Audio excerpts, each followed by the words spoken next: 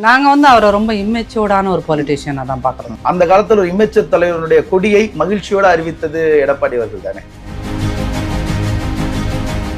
அதிமுகவினுடைய ஐடியும் கொஞ்சம் பின்தங்கி இருக்கிற மாதிரியும் ஒரு மாயை தோன்றுதே. இதை நீங்க எப்படி பாக்குறீங்க? களம் நிலவரம் என்ன? We have some ethics in our IT team. என்ன அப்படின்னீங்கன்னா, தவறான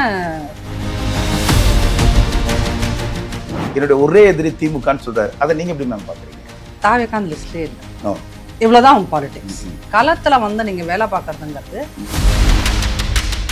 இந்த பாஜக அதிமுகவினுடைய கூட்டணியில யாருடைய கை ஓங்கி இருக்கு நீங்க நினைக்கிறீங்க? சுத்தி சுத்தி கேட்டாலும் என்ன நீங்க ஜிலேபியை சுத்தினாலும் ஆன்சர் இஸ் அதிமுக காரங்கன்னா நீங்க என்னத்த வேணாலும் கேட்கணும். Because they are always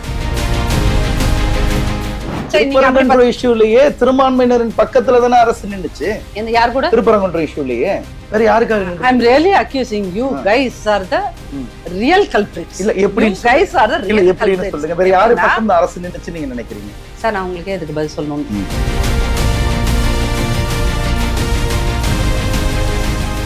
think தமிழா நேயர்களுக்கு வணக்கம். இன்றைக்கு நாம சந்திக்க வந்திருப்பது திருமதி நாச்சியார் சுகந்தி அவர்களை. அவங்க கிட்ட பேசுறதுக்கு நம்மள்ட்ட நிறைய விஷயங்கள் இருக்கு, பேசுவோம். வணக்கம் மேடம், நல்லா இருக்கீங்களா?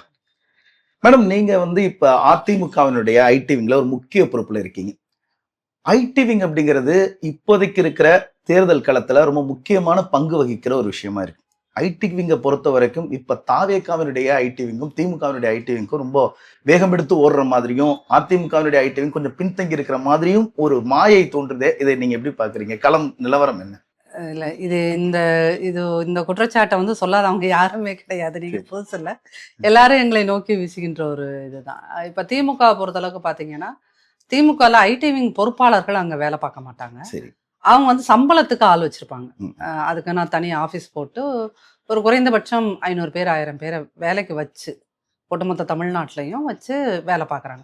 அப்போ ஒரு நபர் வந்து ஒரு நாளைக்கு 10 ட்வீட்டாவது போடணும் அப்படிங்கிறது அவங்களுக்கு இது. அப்புறம் நேரேட்டிவ் செட் பண்ணுறதுக்குன்னு ஒரு ஆள், அதுக்குன்னு மீம்ஸ் கிரியேட் பண்ண, அப்படி ஒவ்வொன்றுக்கும் ஒரு டிபார்ட்மெண்ட் மாதிரி கிரியேட் பண்ணி பண்ணுறாங்க. இப்போ டிவிகே பசங்களை எடுத்துட்டிங்கன்னா அவங்களாம் ஜென்சி அவன் பிறந்ததே மொபைல் ஃபோனோட தான். ஸோ அவங்க ஈஸியாக அதை ஹேண்டில் பண்ணுறான். பட் அவனுக்கு வந்து டெக்னாலஜி ஹேண்டில் பண்ண தெரியும், பட் பாலிடிக்ஸ் பத்தின ஹிஸ்டரி அவனுக்கு தெரியுமான்னு கேட்டா அவனுக்கு தெரியாது. அப்ப அவன் சீனியர்ஸ் என்ன சொல்றாங்களோ அதை வச்சு கேட்டு ஒரு கதையை வச்சு அடிச்சிடறான். இப்ப அவங்க வந்து என்ன திமுக வெர்சஸ் டிவிகேன்ற மாதிரி அவங்க திமுக தலைவர்கள் என்ன பேசினாலும் அவங்கள வந்து நான் இன்னைக்கே பாரு, இந்த செகண்டே பாரு மண்டையை உடைச்சிடறேன் அப்படிங்கிற ரேஞ்சுக்கு தான். அதனா அவங்க டிஜிட்டல் வாரியர்ஸ் வேற அவங்களே சொல்லிக்கிறாங்க. அவரும் அப்படிதான் அழைக்கிறாரு அவங்கள. அந்த டிஜிட்டல் வாரியர்ஸ் வந்து உண்மையிலுமே வாரியரா இருக்காங்க. ரெண்டாவது, we have some ethics in our IT team. என்ன அப்படின்னீங்கன்னா, தவறான செய்திகளை கொடுக்கக்கூடாது. தென் மீம்ஸ் இந்த மாதிரி கண்டென்ட்லாம் வந்து வல்கரா பேசக்கூடாது, யாரை ஹர்ட் பண்ணக்கூடாதுன்னு இந்த மாதிரி எத்திக்ஸ் வச்சுட்டு இருந்தா எங்களால வாரியர்ஸ் கூடயும் இது கம்பீட் பண்ண முடியாது, அண்ட் டிஎம்கே கூட கம்பீட் பண்ண முடியாது. But at the same time எங்களோட இது வந்து காம்படிஷன் கிடையாது சார். இப்போ இந்த டிஜிட்டல் வாரியர்ஸ் அப்படின்னு தாவேக்கால இருக்காங்க. டிஜிட்டலை தாண்டி கள நிலவரம் எப்படி மேம் இருக்கு? தாவேக்காவினுடைய தலைவர் வந்து எங்களுக்கும் திமுகவுக்குமான தேர்தல் இது அப்படிங்கிறாரு. அதிமுக அப்படிங்கிற ஒரு பாரம்பரிய மிக்க கட்சியை அந்த போட்டியிலிருந்து விலக்கி வச்சுட்டு என்னுடைய ஒரே எதிரி திமுகன்னு சொல்றாரு. அதை நீங்க எப்படி மேம் பாக்குறீங்க? நாங்க வந்து அவரை ரொம்ப இம்மெச்சூர்டான ஒரு பொலிட்டீஷியனா தான் பாக்குறோம் சார். ஏன் அப்படின்னு பாத்தீங்கன்னா, இப்ப எலெக்ஷன் கமிஷன் ரீசெண்டா ஒரு ரிப்போர்ட் கொடுக்குறப்போ அதிமுக கிட்டத்தட்ட 70,000 பூத் கமிட்டி போட்டுருச்சு. அந்த பக்கம் பாத்தீங்கன்னா டிஎம்கேவும் அதே அளவுக்கு ஈக்குவலா போட்டாங்க. நாம் தமிழர் கூட ஒரு 4,000-5,000 பூத் கமிட்டிஸ் இருக்குது. காங்கிரஸுக்கு ஒரு 20க்கு மேல இருக்கு, 20,000க்கு மேல இருக்கு. தாவேக்கா அந்த லிஸ்ட்லயே இல்லை. இவ்வளவுதான் உங்க பாலிடிக்ஸ். ஸோ நீங்க டிஜிட்டல்ல வந்து என்ன வேணாலும் ஃபைட் பண்ணலாம், பட் களத்துல வந்து நீங்க வேலை பார்க்கறதுங்கிறது அவ்வளவு ஈஸியான ஒரு விஷயம் கிடையாது. தொடக்கத்துல இந்த கூட்டணி பேச்சுவார்த்தைகள்லாம் நடந்துகிட்டு இருக்கிற காலகட்டத்துல தாவேக்காவினுடைய கொடி அதிமுக கூட்டத்துல இருக்கும் பொழுது கொடி பறக்க ஆரம்பிச்சிருச்சு, நடக்கிறத பாருங்கன்னு எடப்பாடி அவர்கள் சொல்றதனுடைய பின்னணி என்னவா மேடம் இருந்திருக்கும்? என்ன மனநிலையில அவர் அப்படி சொல்லியிருந்திருப்பாருன்னு நினைக்கிறீங்க? இப்ப இம்மெச்சூர் தலைவர் நம்ம சொல்றோம், அந்த காலத்துல ஒரு இம்மெச்சூர் தலைவருடைய கொடியை மகிழ்ச்சியோட அறிவித்தது எடப்பாடி அவர்கள் தானே. எலக்டோரல் பாலிடிக்ஸ்ல வந்து நமக்கு ஒரு ஓட்டுனாலும் இட்ஸ் வேல்யூபிள். கண்டிப்பா. விஜயை பத்தின இப்ப நாளைக்கு அவர் வந்து எங்க கூட ஒருவேளை இன்கேஸ் இந்த மாச இறுதியில கூட்டணியை முடிவாகிறதுனே வச்சுக்கோங்க, பேச்சுக்கு வச்சிருக்கோம். அதனால இன்னைக்கு நான் வந்து அவர் இமேச்சோடுன்னு சொன்னதுனால நாளைக்கு வந்து விஜய் ஜீனியஸ் அப்படின்னு நாங்கள் சொல்ல போறது கிடையாது. அவர் வந்து அதிமுக மாதிரியான ஒரு கட்சி கூட சேர்ந்து டிராவல் பண்ணா ம், தாவேக்காங்கிற ஒரு கட்சி வளர்வதற்கான வாய்ப்புகள் இருக்கு. ம், அதை வந்து எடுத்து சொல்றதுக்கோ அவரை புரிய வைக்கிறதுக்கோ அவங்க கூட சரியான ஆட்கள் இல்லைங்கிறது தான் ம். ஓகே. இன்னைக்கு ஏன்னா அவங்க கூட இருக்க ஒரு ஸ்ட்ராட்டஜிஸ்ட்னு சொல்றாங்க. அவருக்கு வந்து நீங்க ஸ்ட்ராட்டஜி பண்றதுக்கும் எலக்டோரல் பாலிடிக்ஸ்ல நின்று ஒரு சீட்டு வாங்குறதுக்கும் எவ்வளவு பெரிய டிஃபரன்ஸ் இருக்குதுங்கிறத ம். பிரசாந்த் கிஷோர் பீகார்ல காட்டினாரு. காட்டினாரு. ம். டெபாசிட் கூட வாங்க முடியல. அப்ப அது வாங்குறது ஒரு டெபாசிட்ட கூட வாங்க முடியாதவர் வந்து நீங்க ஸ்ட்ராட்டஜிஸ்டா ஒர்க் பண்ணி கொடுக்கறதுங்கிறது வேற அப்படிங்கறத களம் வேற, டிஜிட்டல் வேற அப்படிங்கிறது வேற. அதை ரியலைஸ் பண்ணிட்டாங்க. Okay. வெறும் ஓட்டுகளுக்காகவும் கூட்டணி கணக்குகளுக்காகவும் நம்ம உங்க இந்த கூட்டணிக்குள்ள கொண்டு வர்றது முறையா இருக்கும், சரியா இருக்கும் நீங்க நினைக்கிறீங்களா? ஒருவேளை அவர் வந்தாருன்னா கூட இல்ல நீங்க வந்து இந்த தேர்தல் அரசியலை பொறுத்தளவுக்கு ம், சில முரண்கள் இருக்கத்தான் செய்யும். ம், ம், இப்ப வந்து ஒரு காலத்துல திமுக வந்து காங்கிரஸை வந்து ம். நாங்க தூக்கி சுமக்கிற துயரம் அப்படின்லாம் சொன்னாரு கருணாநிதி. ம், இன்னைக்கு அதே காங்கிரஸ் இல்லைன்னா ஜெயிக்க மாட்டோம் அப்படிங்கிறது திமுக தெரிஞ்சாலும் ம், தெரிஞ்சதுனாலதான் அவங்க தூக்கி பிடிச்சிக்கிட்டே இருக்காங்க. ம், ம், it's all because of votes. ம். அது வந்து it's applicable for every one, எல்லா பார்ட்டிக்கும் தான். ம். இப்ப நீங்க கேக்குறீங்க வந்து காங்கிரஸ் திமுகவுக்கு இடையான கூட்டணி அப்படிங்கிறது ஓட்டு அப்படிங்கறத தாண்டி கொள்கை சார்ந்த கூட்டணியாகவும் அதை நம்ம பார்க்கலாம் மேம். அது ஆனா அதிமுகவும் பாஜகவுக்குமான கூட்டணி கொள்கை சார்ந்த கூட்டணி நீங்க நினைக்கிறீங்களா? இங்க கொள்கை கிடையாது. திமுக உண்மைக்கும் வந்து அந்த மாதிரி ஒரு கிறிஸ்டியன் மைனாரிட்டி எனக்கு வேணும் ம். அப்படின்னு வச்சிருக்கிறது எதுக்கு அப்படின்னா, ஒருவேளை அங்க காங்கிரஸ் அந்த பக்கம் போயிடுச்சுன்னு வச்சுக்கோங்களேன், ம். திமுகவும் ஒரு இந்துத்துவ கட்சி தான். ம். சரிங்களா? எதன் அடிப்படையில மேம்? எதன் அடிப்படையில் பாத்தீங்கன்னா திமுக கட்சியாக வேறு, ம், ஆட்சியாக அது என்ன பண்ணுச்சு, ம், உங்களுக்கு முருகருக்கு மாநாடு நடத்துது. ம், அதிமுக பாஜகவோட கூட்டணியில் இருந்த போதும் ம். இங்க RSS ஓட பேரணிகளோ ம், ஷாஹா கூட்டங்களோ ம். நடத்தப்படல. ம். ஆனா இவங்க வந்து DMK indirectly they are helping RSS. ம். என்னன்னா, சார் இது ஒரு ஃபார்மேட் சார், வாங்க போலீஸ் ஸ்டேஷன்ல எங்களுக்கு பெர்மிஷன் கேட்டு ஒரு மனு கொடுங்க சார், நாங்க வந்து எங்க போலீஸ் வந்து மறுக்கும், நீங்க உடனே அதை தூக்கிட்டு எங்க போறீங்க, கோர்ட்டுக்கு போறீங்க, கோர்ட் வந்து இது ஜனநாயகம் நீ நடத்தணும்னு சொல்லும். ம். இது ஒரு ஃபார்மேட் கிரியேட் பண்ணி அது கொடுத்தாங்க. சரின்னு தானே மேம்? திமுக RSS ஆகவே இருந்தாலும் கொள்கை ரீதியாக முரண்பட்ட எதிரிகளாகவே இருந்தாலும் அவர்களுக்கான உரிமை தானே அது. அது எப்படி கொள்கை சார்ந்த அவங்களோட இணக்கமா திமுக இருக்குன்னு நம்ம குற்றம் சாட்ட முடியும்? இல்ல கொள்கை RSSக்கு பேரணி நடத்துவதற்கு அனுமதி கொடுக்கிறதுனாலே இல்ல. எப்படி? That is call. ம். அதைத்தான் வந்து நீங்க வந்து என்னன்னா, ம். உங்களுடைய மத்த இடத்துல எல்லாம் சொல்றீங்களா சாணக்கியத்தனம் சாணக்கியத்தனம், திமுகனா சாணக்கியத்தனம், கருணாநிதினா சாணக்கியத்தனம்னு ம். மீடியால அன்னைக்கு கூவுறீங்கல்ல. ம். அப்போ கூட்டணியில் அதிமுக இருந்த போதும் ம். நாங்க வந்து பாருங்க, நாங்க வந்து பாஜகவை வந்து வளர்த்து விடுறோங்கிற மாதிரி எங்கேயும் பண்ணல. சரிங்களா? பட் டிஎம்கே என்ன பண்ணுதுன்னா, ஆட்சிக்கு வந்த அந்த ஒரு 6 மாசம், முதல் 6 மாசத்துல ம். இதுல ஆம்பூர்ல வந்து ஒரு உணவு திருவிழா நடக்குது. ம். அங்க வந்து உங்களுக்கு பிரியாணி, ம். மாட்டுக்கறி பிரியாணியை போடக்கூடாது அப்படின்னு கலெக்டர் உத்தரவு போடுறாரு. ஆமா, ஆமா. இன்ன வரைக்கும் அதை ரிவோக் பண்ணல. ம். அந்த ஆர்டரை இன்ன வரைக்கும் ம். ரிவோக் பண்ணல. ம். ஆட்சி முடிய போகுது. ம். அப்போ நீங்க வந்து இஸ்லாமியர்களோட பாதுகாவலர்கள்னு ம். எதன் அடிப்படையில சொல்றீங்க? ம்.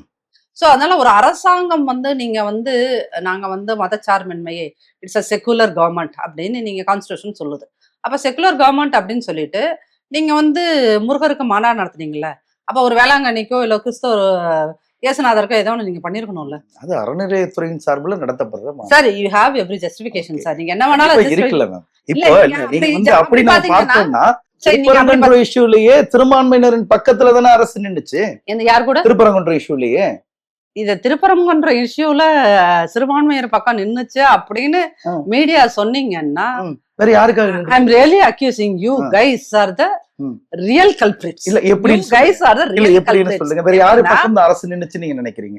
இல்ல நீங்க வந்து ஏன் வந்து இன்னைக்கு வந்து ஆட்சி முடிய போற நேரத்துல ம். இந்த ஆட்சி ம். 4.25 வருஷம் மக்களுக்கு என்ன செஞ்சுச்சுங்கிறத டிஸ்கஸ் பண்ண வேண்டிய நேரத்துல ம். ஒட்டுமொத்தமா டைவர்ட் பண்றதுக்கு நீங்க என்ன பண்றீங்க? திருப்பரங்குன்றம் விளக்க ஏத்தலாமா ஏத்த வேணாமா அது யாரு கொண்டு தொடங்குனது? வந்து அது first அது யாரு இல்ல அந்த first யாரு அப்படியான ஒரு நீதிமன்றத்துல போய் நான் விளக்கு ஏத்தணும்னு கோரிக்கை வச்சது யாரு? இந்த இஷ்யூ இவங்க நீதிமன்றத்துக்கு போறதுக்கு முன்னாடியே ம். முன்னாடி ஒரு தடவை ஃபர்ஸ்ட் ப்ராப்ளம் வந்துச்சு தெரியுமா? அவர் நவாஸ் கானி போய் பிரியாணி சாப்பிட்டாருன்னு சொல்லிட்டு பிரச்சனை கிளப்பி விட்டீங்கல்ல. அப்ப கிளப்பும் போது இது எல்லாத்துக்கும் பின்னாடியும் ஒரு அரசாங்கமாக ம். திமுக நடந்து கொண்ட விதம் அப்படின்னு ஒண்ணு இருக்குல்ல. ஆமா.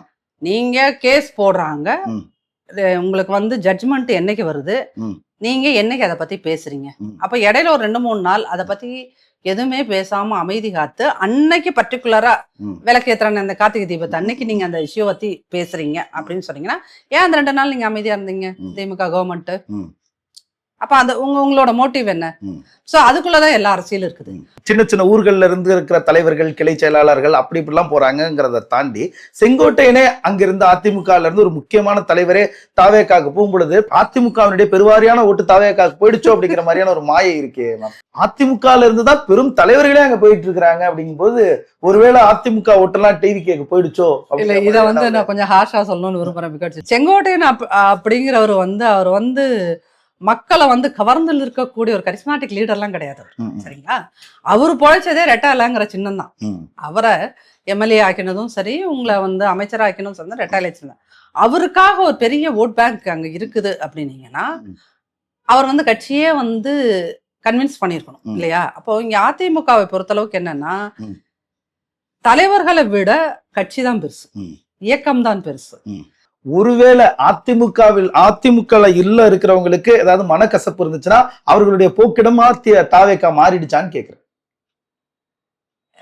அப்படி வந்து புதுசா அரசியல் கட்சி வரும்போதெல்லாம் ஏதாவது ஒருத்தவங்க 1-2 பேர் போக சொல்லுவாங்க. அதனால வந்து ஒரு பெரிய கட்சியோட இது ஒரு ஆலமரமா, ஒரு ஆலமரத்தோட 1-2 ட்விக்ஸ் போகுதுன்றதுனால பெரிய அளவுக்கு அது பாதிப்பு இருக்குமானா மரம் அப்படியே தான் இருக்கும். சரி, இப்போ இந்த பாஜக அதிமுகவினுடைய கூட்டணியில யாருடைய கை ஓங்கி இருக்கு நீங்க நினைக்கிறீங்க? இப்போ ஒருவேளை தனி பெரும்பான்மையோட அதிமுக கூட்டணி ஜெயிச்சு ஆட்சிக்கு வந்துட்டா அமைச்சரவையில பாஜகவுக்கு பங்கு இருக்குமா? அதிமுக தலைமையிலான கூட்டணி அதிமுக தனி பெரும்பான்மையுடன் ஆட்சி அமைக்கும். சரிங்களா? தமிழ்நாட்டோட மைண்ட் செட் அப்படிங்கிறது என்டையர்லி டிஃப்ரெண்ட். அவங்க வந்து பாஜகவை ஒரு இதா எம்எல்ஏஸா தே மே அக்செப்ட். பட் அவங்க வந்து ஒரு பர்டிகுலர் துறையோட அமைச்சரா இருக்கிறது அப்படிங்கிறது அது அவங்க மக்கள் வந்து எவ்வளவு தூரம் ஏத்துப்பாங்க அப்படிங்கிறது ஒரு இது.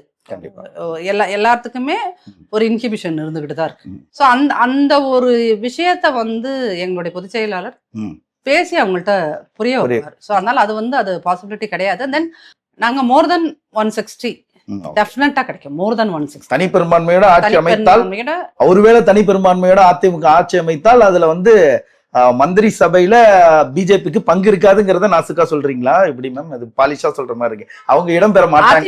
அதிமுக தனி பெரும்பான்மையுடன் ஆட்சி அமைத்தாலே அப்ப அங்க அதிமுக மட்டும்தான் இருக்கும். அதிமுக மட்டும்தான் இருக்கும். ஒருவேளை இவங்க கோரிக்கை வச்சாங்கன்னா எங்களுக்கு மினிஸ்ட்ரி கொடுங்கன்னு கேட்டாங்கன்னா அதற்கான சாத்தியங்கள் இருக்குதானே? இல்ல அது அதற்கான மத்தியில ஆள்ற ஒரு கட்சி, வலுவான ஒரு கட்சி, இந்த கூட்டணியை ஒருங்கிணைச்சதே கிட்டத்தட்ட அவங்கன்னு சொல்றாங்க வெளியில.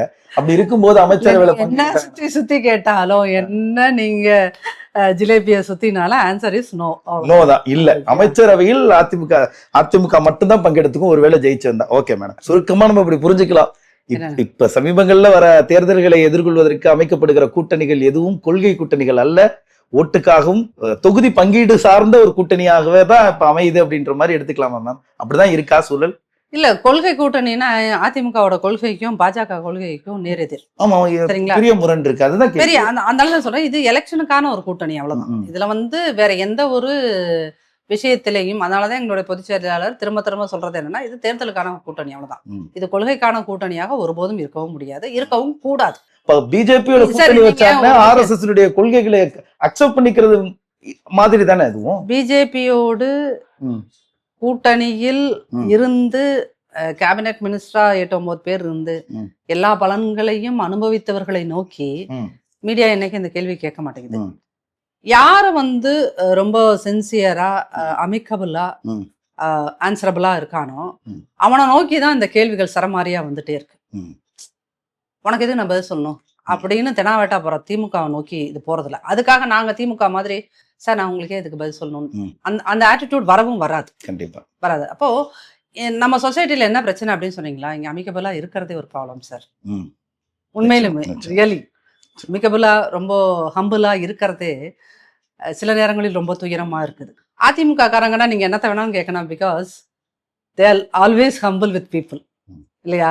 அப்படின்னா நம்ம என்ன வேணாலும் கேட்கலாம், அவங்க என்ன வேணாலும் பதில் சொல்லிட்டு போவாங்க அப்படிங்கிற மாதிரியான ஒரு சூழ்நிலை இருக்கனால I am really very sorry to say this, but வேற வழியில எங்களுக்கும். சரி, அவ்வளவுதான். ரொம்ப ரொம்ப நன்றி மேம். கட்சி அப்படிங்கிறத தாண்டி, கட்சி பொறுப்பு அப்படிங்கிறத தாண்டி ரொம்ப நேர்மையான பதில்கள் உங்கள்ட்ட இருந்து கிடைச்சது. மீண்டும் சந்திப்போம் மேம். நன்றி மேம்.